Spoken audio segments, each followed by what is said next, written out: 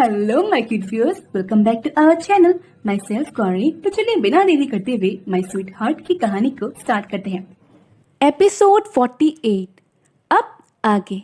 Mumbai Maharashtra private room में रुद्र अब भी जानवी के होठ को चूम रहा था, लेकिन इस बार की किस पिछले कई किस्से से बिल्कुल अलग थी।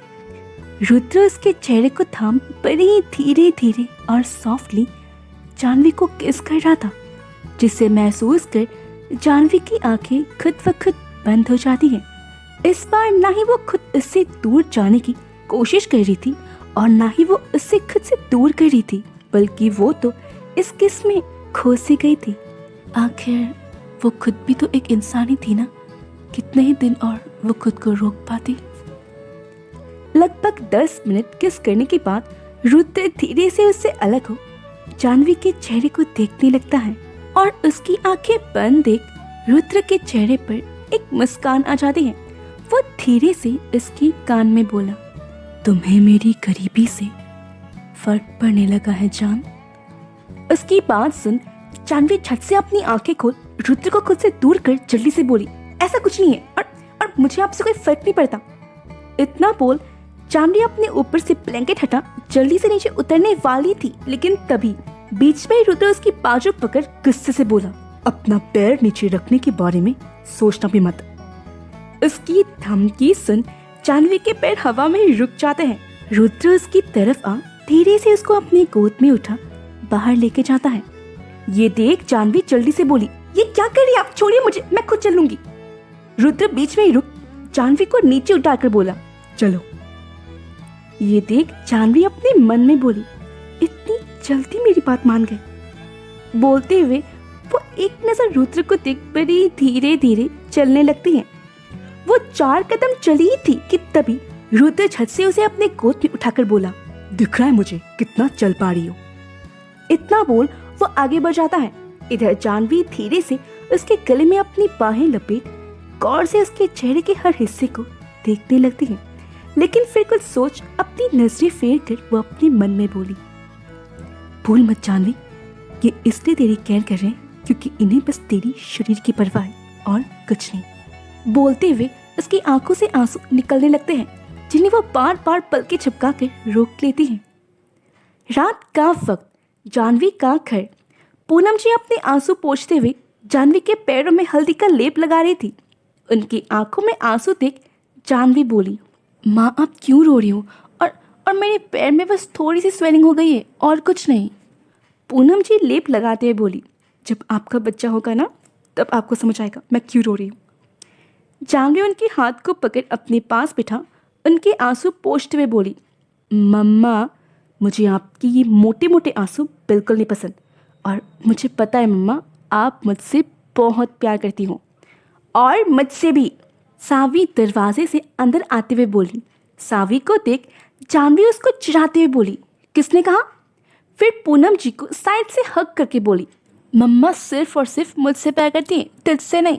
और मैं बता दूं तो कचरे के डिब्बे से उठाई गई है, समझी?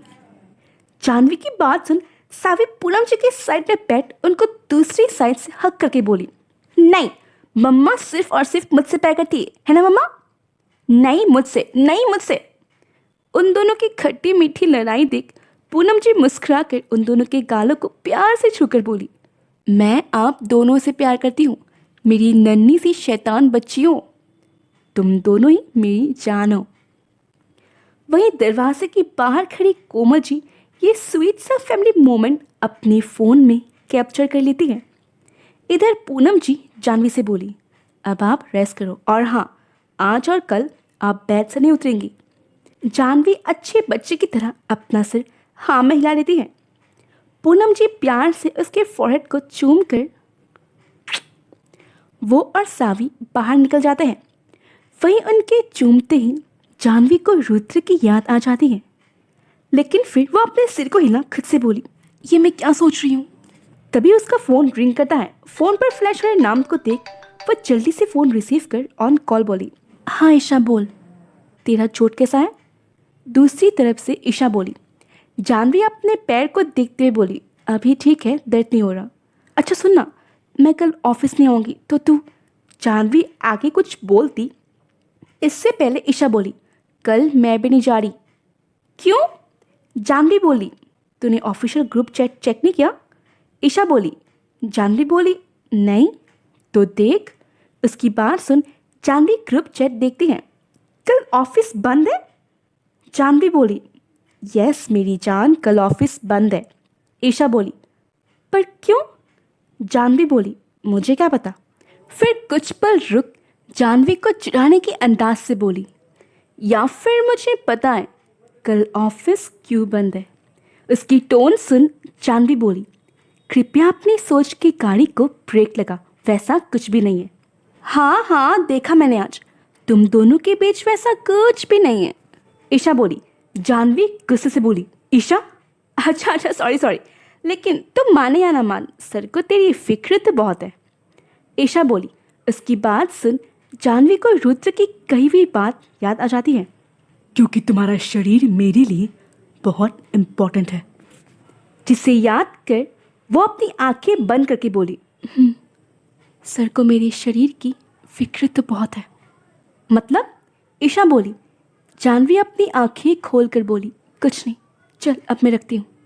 अच्छा ठीक है, और सुन मोबाइल डाटा ऑन करके रख। ईशा बोली। जानवी बोली, पर क्यों? तो बस रख ना। इतना बोल ईशा कॉल काट देती है।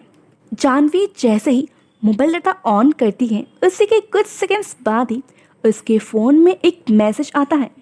वो उस मैसेज को देखती है जहाँ ईशा ने एक फ़ोटो के साथ एक मैसेज सेंड किया था। कैसा लगा? उस फोटो को देख जानवी की आंखें खुली की खुली रह जाती हैं। आज के लिए इतना ही, मिलते हैं अगले एपिसोड में। और हाँ, लाइक शेयर कमेंट और सब्सक्राइब करना ना भूलें। Bye bye.